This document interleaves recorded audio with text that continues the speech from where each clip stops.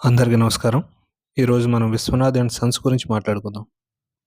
చాలా కాలం నుంచి కుటుంబ కథా చిత్రాల జోనర్ చాలా నీరసపడిపోయింది. ముఖ్యంగా తెలుగులో. ఈ పాన్ ఇండియా మాయలో పడి మనోళ్ళు మొత్తం హింస వైపు ఎక్కువ మొగ్గు చూపిస్తున్నారు. చివరికి పక్కింటి అబ్బాయి అనుకునే నాని కూడా 'దసరా', 'ప్యారడైజ్' అనే యాక్షన్ సినిమాల వైపు వెళ్ళిపోయాడు. సరిగ్గా అలాంటి టైంలో తెలుగు ప్రేక్షకులకి ఎలాంటి సినిమా కావాలో అలాంటి సినిమానే ఈ 'విశ్వనాథ్ అండ్ సన్స్'. ఇక కథ విషయానికొస్తే, కొడుకుకి ఎలా అయినా పెళ్లి చేసి అతనికి ఒక తోడు అందించి వారసత్వం నిలబడేలా చేయాలని కోరుకునే ఒక తల్లి, పెళ్లి చేసుకోవడం ఇష్టం లేకపోయినా తల్లి కోరికని ఎలా అయినా తీర్చాలనుకునే ఒక కొడుకు సినిమానే ఈ 'విశ్వనాథ్ అండ్ సన్స్'.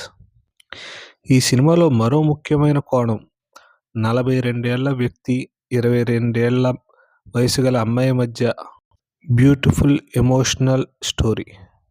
అయితే ఈ సినిమాకి ఆయువుపట్టు మాత్రం ఖచ్చితంగా సూర్య, రాధికల తల్లి కొడుకుల ఎమోషనల్ బాండింగ్. అలాగే మమితా బైజు, సూర్య మధ్య క్యూట్ ఎమోషనల్ సీన్స్ కూడా చాలా బాగా పండాయి. రవీనా టాండన్ కూడా చాలా సంవత్సరాల తర్వాత ఒక ముఖ్యమైన క్యారెక్టర్ చేసింది. ముఖ్యంగా వెంకటేష్ సినిమాలు తగ్గించేసిన తర్వాత ఇలాంటి ఫ్యామిలీ సినిమాలు మన తెలుగులో చాలా బాగా తగ్గిపోయాయని చెప్పుకోవాలి. సూర్య ఆ ప్లేస్ని ఈ సినిమాతో కొద్దిగా భర్తీ చేశాడని మనం అనుకోవచ్చు. ఎలాగో మన తెలుగు హీరోలు ఎవరు ఆ ప్రయత్నం కూడా చేయట్లేదు. ఈ సినిమాలో ముఖ్యంగా సూర్య, రాధికల పెర్ఫార్మెన్స్ చాలా అద్భుతంగా ఉంటుంది. ఈ సినిమాలో రాధిక గారి పాత్ర చూసినప్పుడు కొన్నేళ్ల క్రితం వచ్చిన ఎస్వి కృష్ణారెడ్డి గారి 'అభిషేకం' సినిమా గుర్తుకు వచ్చింది. అందులో కూడా ఈవిడ అలాంటి తల్లి క్యారెక్టర్ చేసింది. మీకు సినిమాకి వెళ్ళే ఆలోచన ఉంటే ఖచ్చితంగా ఈ సినిమాకి వెళ్ళండి. మిమ్మల్ని ఖచ్చితంగా డిసప్పాయింట్ అయితే చేయదు. లక్కీ భాస్కర్ డైరెక్టర్ మూవీ అని నేను ధైర్యంగా వెళ్ళిపోయా.